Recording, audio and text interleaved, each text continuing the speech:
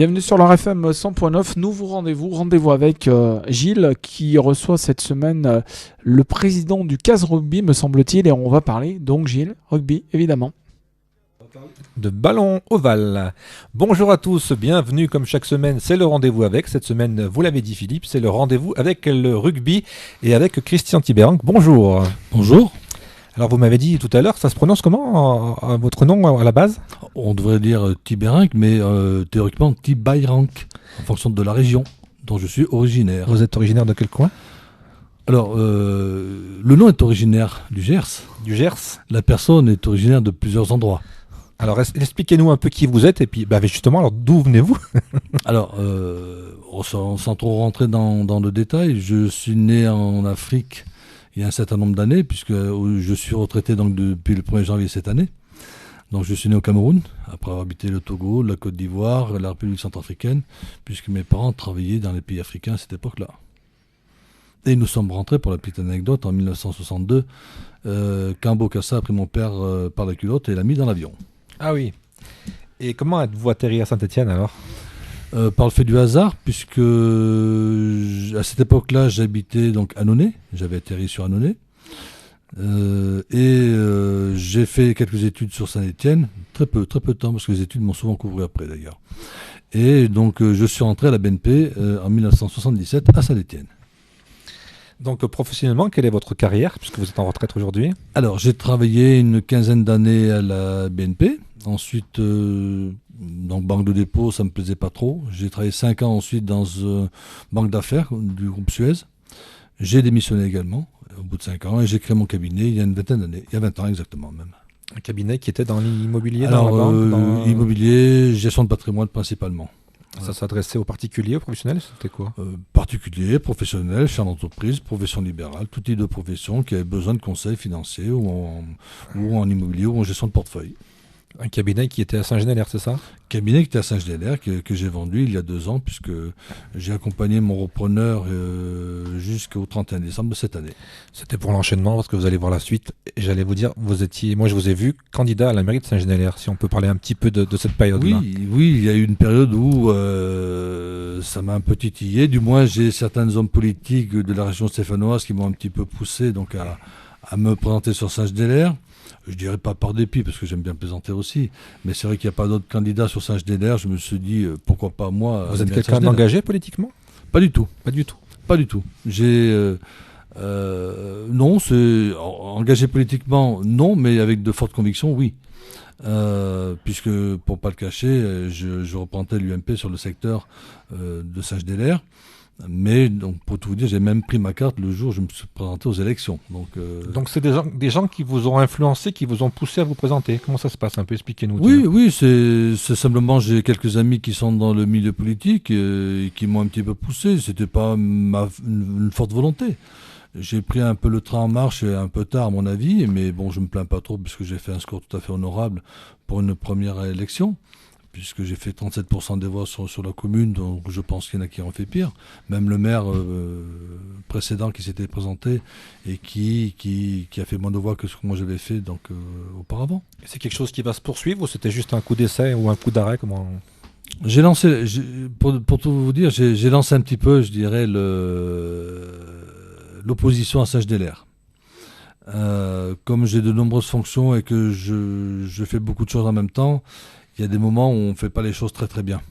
Donc c'est un vrai plaisir. Je suis toujours dans l'opposition, mais j'ai passé le leadership à un colistier qui est Emmanuel Girerde, donc sur la commune de Saint-Genélaire.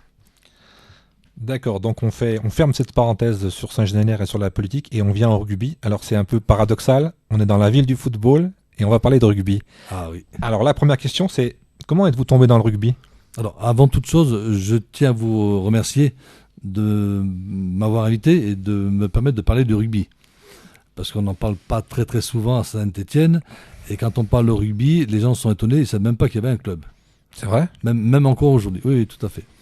On a quand même pas mal parlé, surtout quand à l'époque l'équipe est montée en professionnel. Oui, mais même beaucoup de gens n'en avaient pas connaissance. Ah oui, oui, tout à fait. Défaut de communication alors? Défaut de communication, je pense, oui, on va dire ça comme ça, tout à fait, oui. Alors, comment j'en suis venu là? Vous étiez joueur de rugby? Alors, j'étais joueur de rugby il y a une quarantaine d'années, quand j'habitais Montauban et Gaillac. Ah, ça c'est des villes de rugby. Hein. Ça, c'est des villes de rugby. Gaillac, c'est la ville de Moscato? Oui. Très bien. D'ailleurs, quand j'étais un petit peu en conflit avec certains milieux professionnels footballistiques, j'avais contacté Moscato pour parler de tout ça. Mais bon, je m'en suis bien gardé. Mais bon, on aura peut-être l'occasion de l'évoquer après. Tout à fait, on est là pour ça. Pas de censure. Donc si vous voulez, j'ai repris il y a 1 an la présidence du CAS Rugby. D'ailleurs, j'aurais jamais pensé être président du CAS Rugby il y a 1 an et demi. Ça s'est fait très rapidement. C'est un ensemble de circonstances qui m'ont poussé à le prendre. Moi, je suis un homme de challenge. J'aime bien provoquer. Les défis? Même plus que ça. Ouais. J'aime bien non seulement les défis, mais provoquer aussi. Vous aimez aller à contre-courant? Oui, tout à fait. J'aime bien cette idée, moi aussi. Donc, pour tout vous dire, c'est un peu toute ma vie comme ça, d'ailleurs. Hein. Je me suis construit tout seul. Personne ne m'a aidé pour me construire. Donc, voilà. Donc, je dis souvent ce que je pense, même si ça ne me plaît pas forcément. Mais enfin, vous êtes quand même un spécialiste de la finance. Oui, tout à Puisque fait. moi, je vous ai vu au CAS Rugby il y a 2-3 ans, vous vous occupez de la partie financière. Oui, alors, pour la petite histoire, donc c'est à l'époque Pierre-André Hafner qui était président du CAS Rugby quand on était en Fédéral 1, qui m'a demandé de rejoindre toute l'équipe, tout le staff, pour pouvoir, en définitive, regarder un petit peu les finances. Je dis pas qu'il se sentait un peu un homme seul, mais bon, il avait besoin d'être épaulé en matière financière. Donc j'ai dit oui tout de suite, puisque j'étais que sponsor, petit sponsor du CAS Rugby. Et j'ai dit oui, puis j'ai mis un peu le nez dans les finances, et puis quand il m'a appelé, bon, c'était malheureusement un peu trop tard. Parce que pour jouer en Pro D2, il faut quel budget? Alors déjà, il y a 5 ans, la Pro D2 n'a plus du tout le même budget que ce qu'on peut considérer aujourd'hui. Ah oui, à l'époque, le budget, ça a doublé. Ah ouais. Ça a doublé aujourd'hui. Pour vous dire, le budget du CAS Rugby à l'époque était de 2,5 millions. Ouais. Aujourd'hui, il faut au moins 5 millions pour être en Pro D2. Ah, il en faut des sponsors alors. Non, c'est énorme. Aujourd'hui, par exemple, pour vous dire, le budget du CAS Rugby à ce jour en Fédéral 2, je l'ai baissé, il était à 450 000 euros pour tout vous dire, hein. Je l'ai baissé de 50 000 euros par rapport à l'année dernière où on était en Fédéral 3. Donc vous êtes monté en division sportivement et vous avez baissé le budget. Ouais. J'ai été obligé de gérer parce que je n'aime pas dépenser ce que je n'ai pas. C'est une bonne raison. Donc, par rapport à ça, donc j'ai pris la présidence et je me suis fait un challenge de remonter en Fédéral 2 la première année de présidence. Ça, c'est chose faite. Les finances sont assainies. Alors, je ne dis pas qu'on a quelques décalages comme tous les clubs sportifs, mais les finances ont été assainies et je dirais qu'on était assez serein. Et ma priorité aujourd'hui, c'était, contrairement au fait de recruter des étrangers, c'était de recruter des jeunes espoirs, puisque nous avons recruté cette saison des jeunes espoirs de Bourgoin, du Loup, du Racing, de Bourg-en-Bresse. Et ça nous a fait une belle ossature, un beau pack d'avant. Maintenant, après, il faut que la mayonnaise se prenne et que les arrières continuent un petit peu à... Au niveau de la structure, il y a l'équipe première. Et après, qu'est-ce qu'il y a au niveau du club? Il y a l'équipe B. L'équipe B. Ensuite, vous avez les juniors, les cadets, les minimes, etc. Donc il y a toutes les catégories. Et nous avons toutes les catégories. Nous avons même un centre de formation. Oui. Un centre de formation qui nous a permis, pendant quelques temps, de renouveler l'effectif à hauteur de 30%. Donc c'est quand même pas mal. C'est pas suffisant parce que nous n'avons pas forcément les moyens d'avoir plus de joueurs que ça. Parce que ça a un coût. Donc, mais bon, on verra la saison prochaine. Ça sera notre saison. Et les jeunes stéphanois donc se tournent vers le rugby aussi alors? Alors, nous sommes obligés, je dirais, de prendre de jeunes espoirs de clubs régionaux. Oui. Parce que le problème de Saint-Étienne est qu'il n'y a pas de bassin. Il n'y a pas un véritable bassin de joueurs de rugby. Ah, c'est pas une région de rugby, c'est pour ça. Elle n'attire pas. Ouais. Elle n'attire pas. Donc à nous de faire connaître le rugby au sein de la région stéphanoise. Il y aura peut-être un scoop qui sera annoncé dans quelques temps, puisque je souhaite élargir un petit peu le bassin sur la région de Saint-Étienne. Il y a beaucoup de gens qui sont prêts à me suivre dans le projet. Parce que j'ai comme but d'abord de stabiliser le club en Fédéral 2 pendant 2 à 3 saisons, ensuite Fédéral 1 et Pro D2. Je reste persuadé qu'il y a la place assez large pour le rugby professionnel à Saint-Étienne.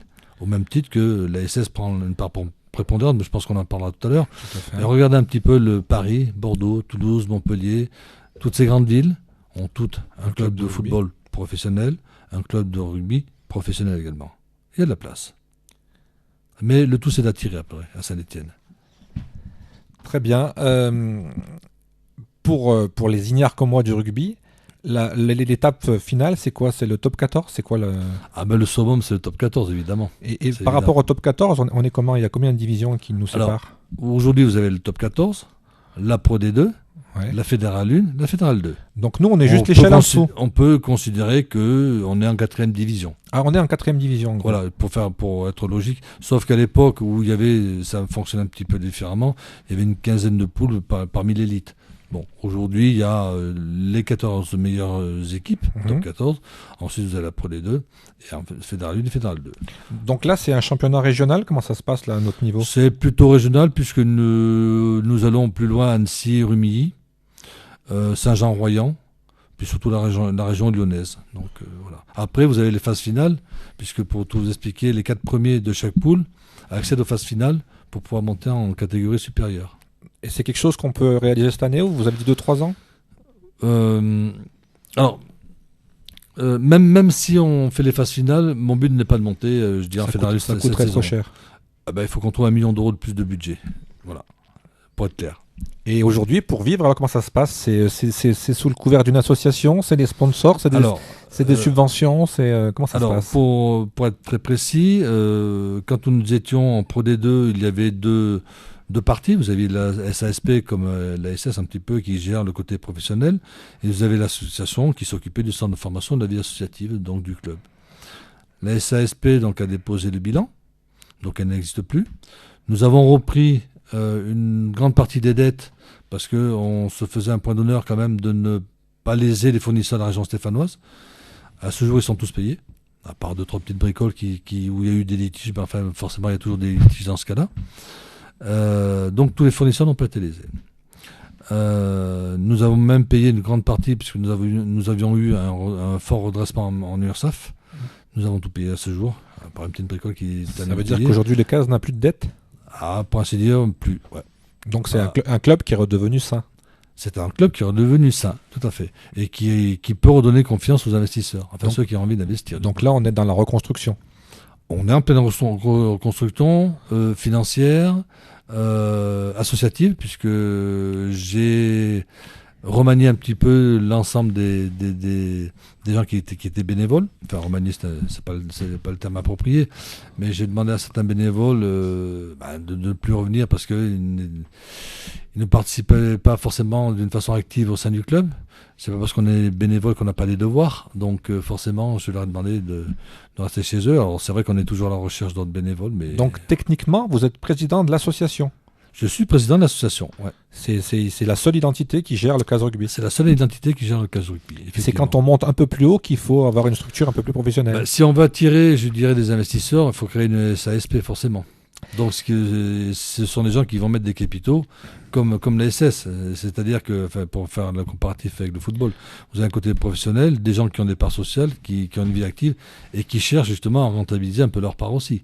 C'est le côté business aussi qui existe. Donc comment vous faites vivre ce club? Alors c'est ce que je disais tout à l'heure, c'est des subventions, c'est des dons, alors il y a des sponsors. En gros, si vous voulez, il y a la mairie de Saint-Étienne qui nous aide bien. On aimerait qu'il nous aide toujours un peu plus. À quelle hauteur il vous aide alors?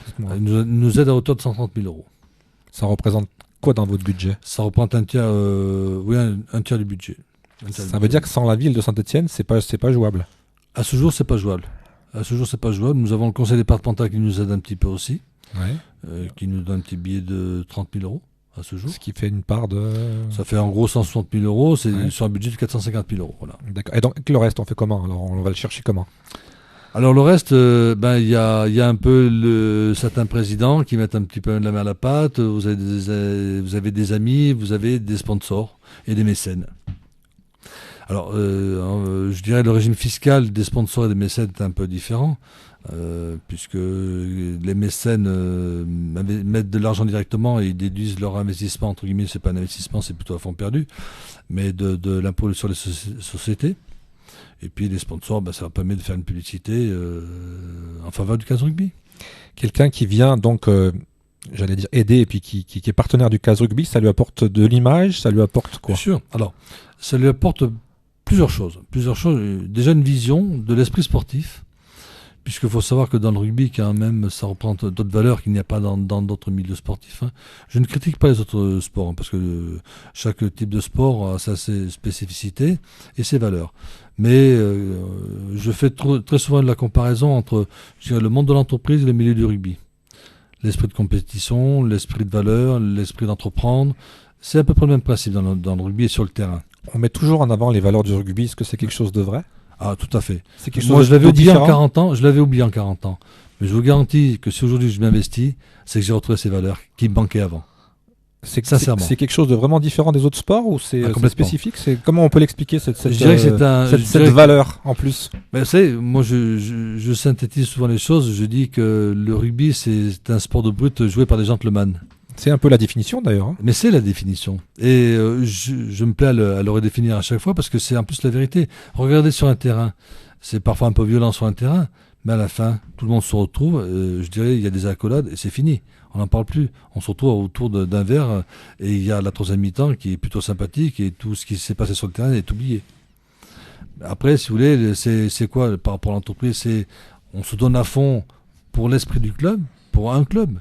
Vous n'avez pas d'individualité. De toute façon, c'est un sport d'équipe. C'est un sport d'équipe, oui. D'ailleurs, techniquement, il y a 15 joueurs donc, sur le terrain. Et ça 22 sur la feuille de match. Ça demande quel effectif pour tourner toute une saison? Entre l'équipe 1 et l'équipe B, ça demande 60 joueurs. 60 joueurs. Ouais. Ah oui, et donc on a 60 rugbyman à Saint-Etienne alors. Même plus que ça, sur au niveau cadets, juniors, etc. Ouais, tout à fait. Et donc alors, si vous voulez, on a puis c'est un petit peu plus compliqué parce qu'après on a des tutorats avec des autres clubs, mais bon, aujourd'hui, en gros, oui, l'effectif de 60 joueurs si on prend l'équipe 1 et l'équipe B. Alors au niveau football, moi je connais un petit peu parce que moi j'ai fait un sport-études de football. Est-ce qu'il existe dans la région des sport-études de rugby? Oui, parce que nous avons un centre de formation. Mais il n'y a pas avec nous avons passé un accord avec Tesna du Moncel. Oui, et chaque année on sort des joueurs, comment ça se passe? On sort 5-6, alors c'est pas énorme, mais 5-6 joueurs par saison. Qui peuvent jouer en équipe première? Alors, ils sont jeunes. Ouais. Ils ont quel âge à peu près? Ils ne peuvent jouer en équipe première qu'à 18 ans aujourd'hui. Ouais. Ils n'ont pas le droit de jouer s'ils ont moins de 18 ans. Ouais, donc là, ils doivent avoir une quinzaine d'années alors, je pense. Ils ont 15-16 ans. Après, ils peuvent jouer en équipe B. Ouais. Mais souvent, ce sont des juniors. D'accord. Ils sont souvent en équipe junior. Mais il n'y en a pas assez, il faut le reconnaître aussi quand même. Donc, Et comment ça se passe? C'est pas que dans le football, on va repérer des joueurs dans d'autres régions, on a des gens qui recrutent pour nous. On n'a pas les mêmes moyens que dans le football. Le réseau, il se fait automatiquement. C'est-à-dire que nous avons notre manager général, qui est Lionel Grand, qui est l'entraîneur également du club, qui très souvent se déplace voir les autres clubs environnants. Et puis il décèle un petit peu les meilleurs joueurs. Et puis nous avons une école de rugby quand même qui représente à peu près de 200 joueurs. Ce sont les jeunes qui démarrent à 6 ans. Donc on essaie de déceler quelques potentiels aussi. Et puis on les met à part, on les entraîne d'une façon un petit peu à part aussi. Et est-ce que les gros clubs, justement, tout à l'heure on parlait du top 14, qui ont des joueurs qui sont à confirmer, vous prêtent aussi des joueurs pour les faire un peu évoluer, grandir? Non, parce que Saint-Etienne n'attire pas. Bon, on a attiré jusqu'à l'année dernière. Et puis de toute façon, c'est en les rétribuant. Nous avons attiré pas mal de joueurs étrangers l'année dernière puisque nous avions des internationaux qui étaient tchèques, allemands, polonais on les attirait que par le fait de les intéresser. C'est la question que j'allais vous poser. On les attire pour le côté sportif ou pour le côté financier? Je vous laisse soin de juger. Non, c'est vrai que... À votre sourire, ça me donne une réponse financière, mais c'est peut-être pas la réponse que je voulais entendre. Oui, mais je m'en doute. Mais est-ce que c'est parce qu'on n'a pas assez de moyens et sinon ils viendraient, ou c'est alors... Ah bah si on avait d'autres moyens, c'est évident. Ou alors c'est parce qu'on n'est pas assez mis en lumière au niveau rugby à Saint-Etienne. Il y a les deux, on ne met pas le rugby assez en avant à Saint-Etienne et puis on n'a pas les moyens financiers non plus. Qu'est-ce qu'il faudrait faire? Sauf que cette saison, je ne sais pas si vous l'avez vu dans la presse, mais il y a 15 jours, j'ai recruté le capitaine fidjien de la Coupe du Monde de rugby des moins de 20 ans. Qui est arrivé il y a une quinzaine de jours à Saint-Etienne. Et comment on fait donc pour réaliser il avait signé dans le top 14 avec l'équipe de La Rochelle. Comment on fait? Alors expliquez-nous un peu. C'est les relations?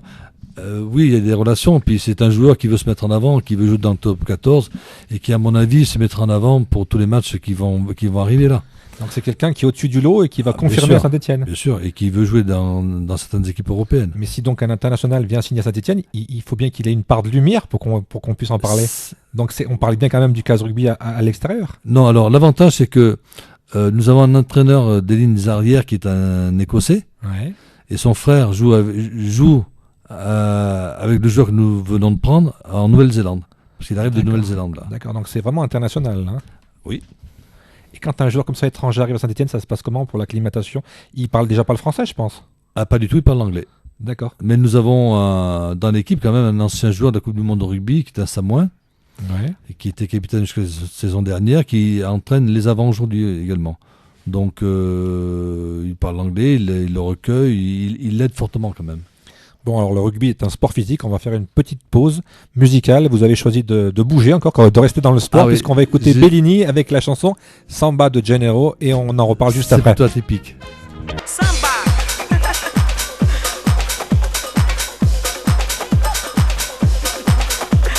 Ai, Samba de Janeiro. Ai,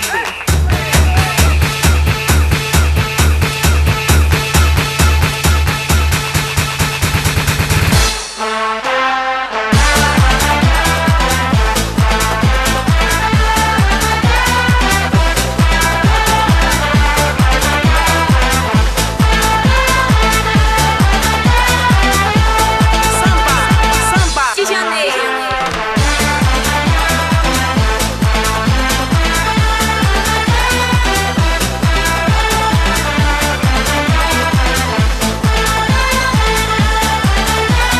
Samba de Janeiro.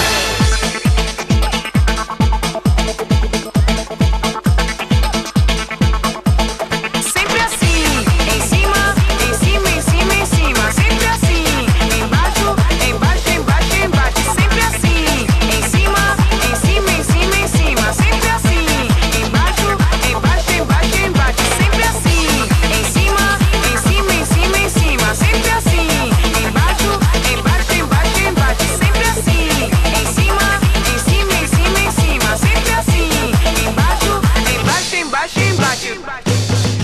Samba.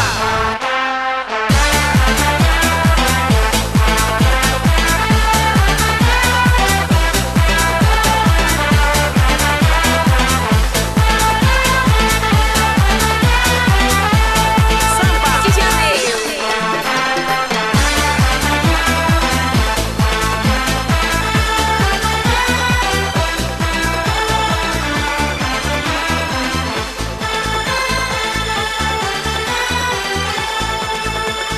Samba de Janeiro. Samba de Gennaro, c'était la chanson de Bellini. Alors vous m'avez dit que vous aimez bien tout ce qui est un peu Rythmé. Oui. africain, brésilien. Alors, pas forcément brésilien, mais bon, c'était un choix intéressant aussi, mais plutôt latino. Latino. Et Latino. est-ce qu'on fait des entraînements en musique au Cas Rugby? Pas du tout. Pas du tout. C'est Mais quelque on, chose on pourrait penser. c'est quelque chose de sérieux le rugby. Ah mais non, on s'amuse bien aussi. Et pourquoi pas le rythme? Non, j'y ai pas pensé, mais je vais peut-être l'évoquer, je sais pas. Alors on continue dans le rugby. Est-ce que c'est un peu la question qui fâche, mais est-ce que vous faites de l'ombre au football pour être aussi peu aidé? C'est Ah, peut-être bien pas sûr. le mot, c'est peut-être pas Si, le mot, si, mais vous me faites plaisir, Gilles. Si, on fait beaucoup d'ombre à la SS et justement, on est très jalousé par la SS parce qu'on est en train de dépasser le nombre de spectateurs par rapport à la SS. Donc, une trêve de plaisanterie. Donc, c'est vrai que humour. j'aime bien. Mais c'est vrai. D'ailleurs, quand on va voir un match de rugby, c'est quel coût pour un spectateur? Alors, 8 € la place. 8 € la place. Quand nous étions professionnels, on distinguait le club des partenaires et je dirais les gens, l'autre public. Je trouve ça bien aussi, parce qu'on valorisait quand même nos partenaires aussi. Je vais peut-être sûrement le remettre en place, mais on n'a pas le même nombre de partenaires que ce que nous avions auparavant. Quand Ben, même. on va peut-être profiter de l'antenne. Si quelqu'un veut être partenaire, quelle est la démarche et quel est le petit plus, je dirais? Alors, merci de me poser cette question, parce que va démarrer la semaine prochaine un nouveau club que je suis en train de créer, des 500 partenaires. Ah oui, vous visez 500 partenaires. Ouais, on se divise 500 partenaires à 300 €. D'accord.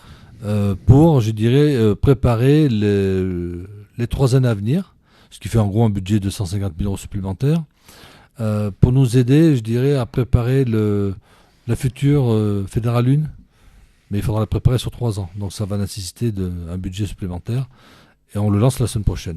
Oui, donc vous avez bien fait de poser cette question. Et donc, il faut vous contacter, comment ça se passe? Il faut Alors, appeler le Case Rugby. nous allons faire des meetings, nous avons Vous des avez, flyers, vous avez des commerciaux, vous avez des agents, comment ça se passe? nous avons, je dirais, on travaille à ce jour avec Mediasport Promotion, qui est notre partenaire, je dirais, en matière de marketing, qui nous fait, je dirais, toute l'accroche vis-à-vis des partenaires.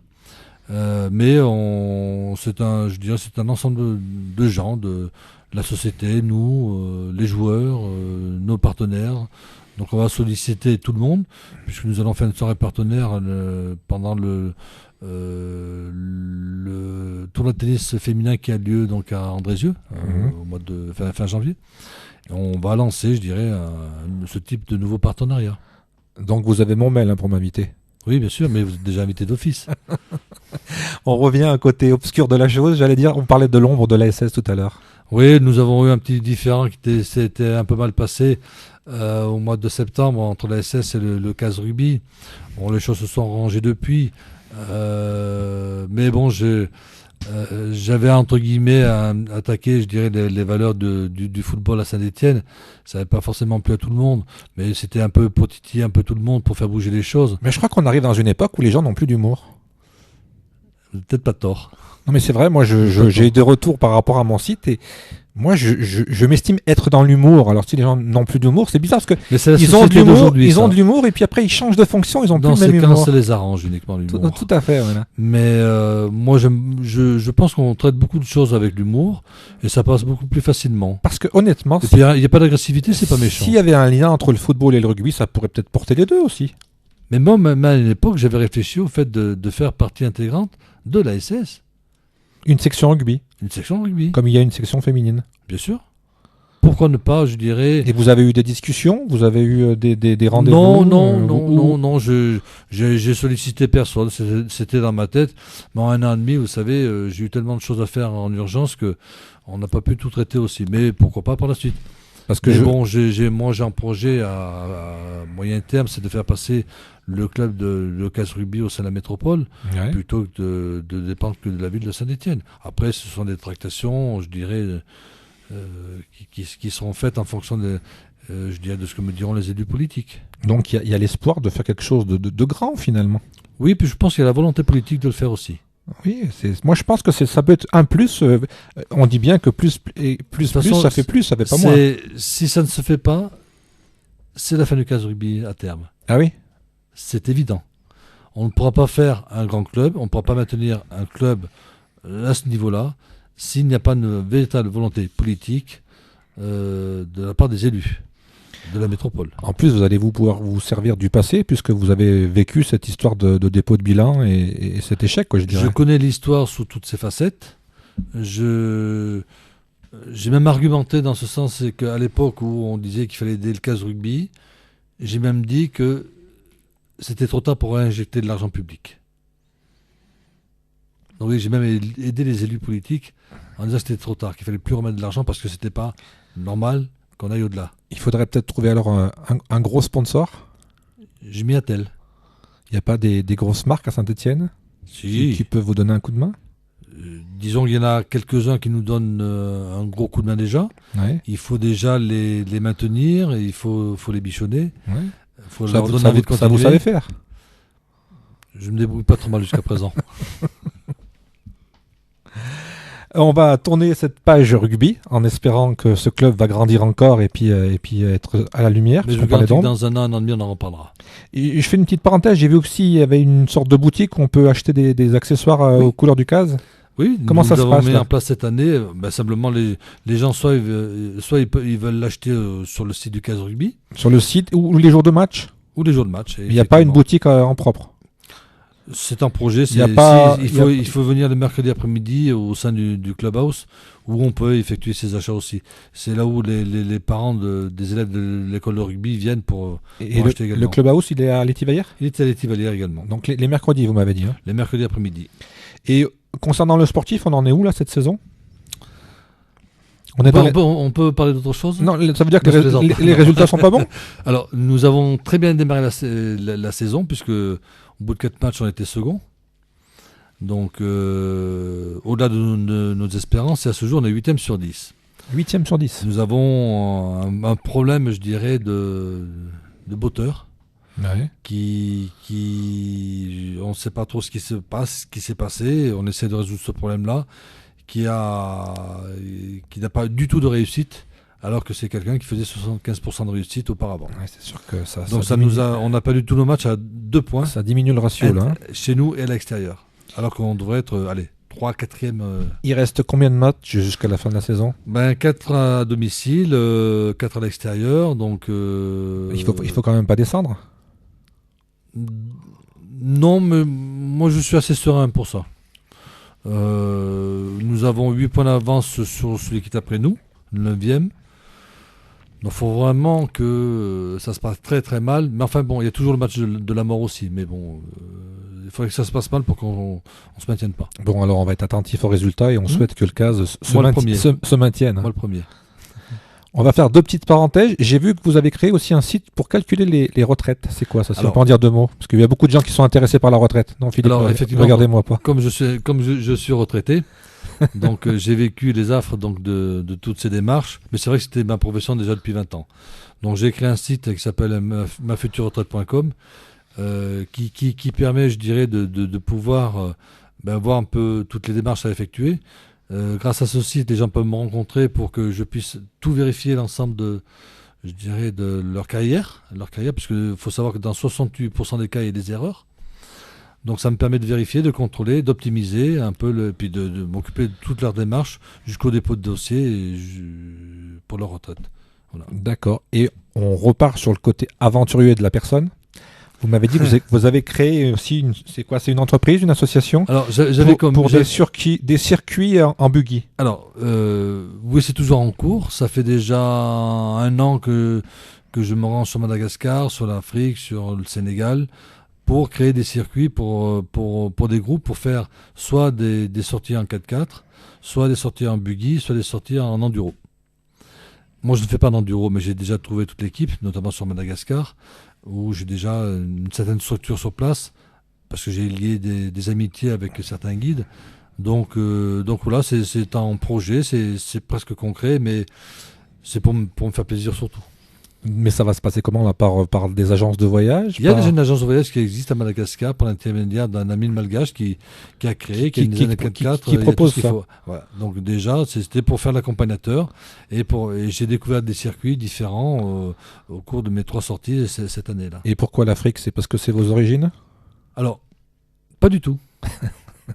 C'est le hasard parce que il y a 1 an et demi, pas tout à fait 1 an et demi, j'étais parti avec un ami qui fait beaucoup d'enduro pour l'accompagner.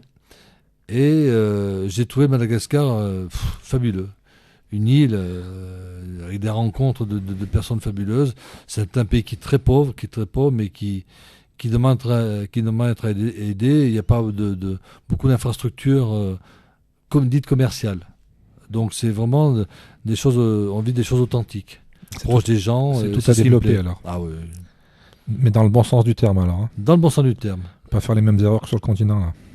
Ah oui, quoique il y a eu de bonnes et de mauvaises choses aussi, mais c'est vrai que quand vous allez dans les pays africains, ils vous disent tous, de toute façon, vous êtes des gens stressés. Vous avez la montre, nous on a le temps. C'est ce qu'ils nous disent. C'est une belle parole. Voilà. Très bien. Quelque chose à rajouter pour conclure? Non, parce qu'on pourrait parler des heures, mais non, c'est simplement... Il faut donner donc l'envie aux jeunes d'aller faire du rugby alors. Oui, écoutez, c'est évident. Le rugby peut grandir encore à Saint-Étienne. Pour les valeurs. Pour les valeurs, pour plein de choses. D'ailleurs, de nombreux parents m'ont fait remarquer que depuis que leur enfant est à l'école de rugby, leur enfant a complètement changé. Dans quel sens? Dans le bon sens du terme. Physiquement ou moralement? Alors, côté physique... Côté respect. Respect? Ouais. Ça inculque des valeurs? Ah, complètement. C'est un peu le rôle que tenait avant l'armée? Je n'irai pas jusque-là, mais je pense que oui. Vous savez, quand on a des éducateurs qui aiment leur métier, qui savent transmettre leur envie et leur plaisir du rugby, je pense que les jeunes apprécient. Et d'autant plus que maintenant, j'ai mis en place certaines structures avec mon manager où les gens de l'équipe 1 vont voir les jeunes, leur inculquent les valeurs du rugby, et ça leur fait plaisir. Très bien, alors on vous souhaite bon vent, et puis on va essayer de transformer l'essai. Écoutez, J'espère. Merci beaucoup. Merci beaucoup en tout cas d'être venu nous rendre visite. Mais c'est moi qui vous remercie. Et puis j'espère, et puis Philippe aussi, je pense, que le CAS se maintiendra cette année. Hein. Oui, mais c'est une certitude. Ouais, mais on n'en est pas persuadé, mais presque, on va Mais dire. presque. C'est une hein. certitude. Bon, et ben en tout cas, merci beaucoup. On se retrouve la semaine prochaine. Merci beaucoup, Monsieur Tiberank. Merci. Living in the ghetto, where the danger's sure enough real. Well, when he's out late at night.